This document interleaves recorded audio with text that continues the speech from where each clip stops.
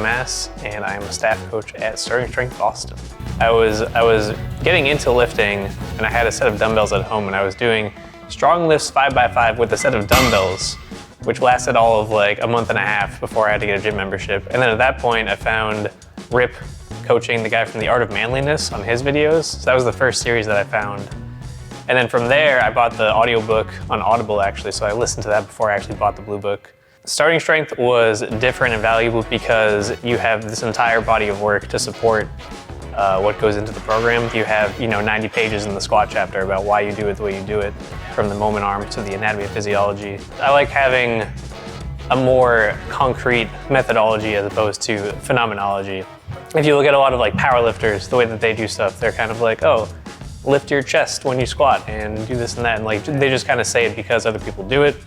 And there's not really like a scientific method to it. And I feel like Starting Strength is based in science. It's based in, like the low bar squat, for example, you do it the way you do it because you have more muscle mass across the hip joint than the knee joint. So, you're not putting as much stress on your knees. You can lift more weight. You're going through the full range of motion. So before doing this, I've been teaching guitar and piano lessons for about 5 years. Coming from that background, transferring into this was appealing because I like to work with people and I like to teach. And so it was nice to be able to transfer those skills to a different discipline. Very rewarding to work with people that really need this. There's a lot of people that come in that are older, especially. For myself personally, I feel like we hear about the older demographic all the time in Starting Strength, but there's the younger demographic where like doing this gives them like more of a purpose, and it gives them more strength and more confidence, and they're able to make a big difference in their lives just from running the program. The biggest misconceptions people have about Starting Strength, one of them is that it's just for beginners. And then after that, it's like, a lot of people also think that you don't change the program at all. You just do 3 sets of 5 forever. And you just keep like failing and resetting and keep going up, which is not true at all.